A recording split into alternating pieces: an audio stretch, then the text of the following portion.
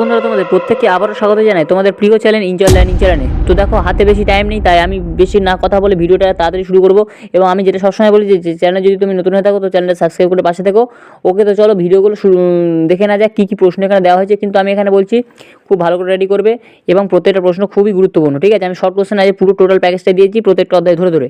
তো দেখো কী দেওয়া আছে, প্রথম শর্ট কোশ্চেন কী আছে। তো তোমরা আশা করি এখানে প্রত্যেকেই দেখতে পাচ্ছ প্রথম, দ্বিতীয় এবং তৃতীয় অধ্যায়ের প্রশ্ন এখানে সব ডিসকাশন করে দেওয়া আছে। তো দেখো প্রথম প্রশ্নটা কী আছে, বাষ্পঘনত্বের একক কী, তা আনসার হবে কিন্তু হ্যাঁ, বাষ্পঘনত্বের একক কী না, এটি একটি এককবিহীন রাশি। ওকে, নেক্সট দেখো, নাইট্রোজেনের গ্রাম আণবিক ওজন কত, 28 গ্রাম। নেক্সট দেখো, এসটিপিতে গ্যাসের মোলার আয়তন কত, 22.4 লিটার। মোল কিসের একক, আনসার কিন্তু হবে মোল হচ্ছে পদার্থের পরিমাণের একক। নেক্সট প্রশ্নটা দেখো, উষ্ণতা বৃদ্ধি করলে গ্যাসীয় পদার্থের অণুগুলির গতিশক্তির কীরূপ পরিবর্তন ঘটে, আনসার হবে গতিশক্তি বৃদ্ধি পায়, ঠিক আছে? চলে আসুন নেক্সট প্রশ্ন, আদর্শ গ্যাস কাকে বলে। আদর্শ গ্যাস কাকে বলে না, যেসব গ্যাস বয়েল ও চার্লসের সূত্র মেনে চলে তাদের কিন্তু আদর্শ গ্যাস বলে, ঠিক আছে? এবার যদি বলা হয় যে বাস্তব গ্যাস কাকে বলে, তাহলে কী লিখবে, যেসব সূত্র বা যেসব গ্যাস বয়েল এবং চার্লসের সূত্র মেনে চলে না তাদেরকে বলবো বাস্তব গ্যাস। ওকে, তো নেক্সট প্রশ্ন দেখো কী দেওয়া আছে, বয়েল ও চার্লসের সূত্র দুটোতেই কোন ভৌত রাশিকে ধ্রুবক রাখা হয় অর্থাৎ স্থির থাকে, কে, গ্যাসের ভার।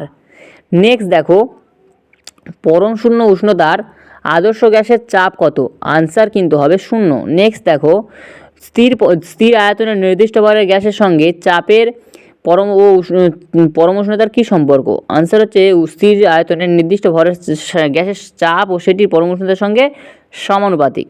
নেক্সট দেখো, চার্লসের সূত্রের ধ্রুবক দুটি কী কী, আনসার হবে চার্লসের সূত্রের ধ্রুবক দুটি হলো গ্যাসের চাপ ও গ্যাসের ভর। নেক্সট প্রশ্ন দেখো, অ্যামোনিয়ার অণু কোন কোন মৌলিক পদার্থের পরমাণু দ্বারা গঠিত, আনসার হবে অ্যামোনিয়ার অণু নাইট্রোজেন এবং হাইড্রোজেন পরমাণু দ্বারা গঠিত। পরের প্রশ্ন, পদার্থের যে ক্ষুদ্রতম কণা রাসায়নিক বিক্রিয়ায় অংশগ্রহণ করে তাকে কি বলে, আনসার হবে পরমাণু। পরের প্রশ্ন দেখো, বায়োগ্যাসের প্রধান উপাদান কি, আনসার হবে মিথেন। এবার চতুর্থ অধ্যায় এবং পঞ্চম অধ্যায় থেকে কী কী দেওয়া আছে দেখে নাও। প্রথম হচ্ছে, একটি উত্তল লেন্সকে উলম্বভাবে সমান দুটি অংশে কেটে দুভাগ করলে ওই উত্তল লেন্সের ফোকাস দূরত্ব বৃদ্ধি না হ্রাস পাবে, সঠিক উত্তরটি হবে ফোকাস দৈর্ঘ্য বৃদ্ধি পাবে। পরেরটা দেখো, কোন আলোর তরঙ্গ দৈর্ঘ্য সবচেয়ে বেশি ও কোন আলোর তরঙ্গ দৈর্ঘ্য সবচেয়ে কম, আনসার হবে লাল আলোর তরঙ্গ দৈর্ঘ্য সবথেকে বেশি এবং বেগুনি আলোর তরঙ্গ দৈর্ঘ্য সবথেকে কম।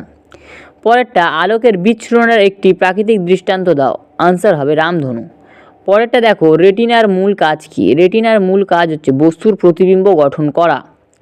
পরের প্রশ্নটা দেখো, মানুষের চোখের কোথায় প্রতিবিম্ব গঠিত হয়, আনসার হবে রেটিনাতে। পরের প্রশ্নটা দেখো, লেন্সের মুখ্য প্রকাশ বিন্দু সংখ্যা কয়টি, আনসার হবে 2টি। পরের প্রশ্নটা দেখো, আপতন কোণের মান কত হলে প্রতিসারণে কোণে কৌণিক বিচ্যুতির মান সর্বাধিক হবে, আনসার হবে 90 ডিগ্রি। কোন বর্ণের প্রতিসারণ কোণ নির্দিষ্ট মাধ্যমের ক্ষেত্রে সর্বাধিক, আনসার হবে বেগুনি বর্ণের।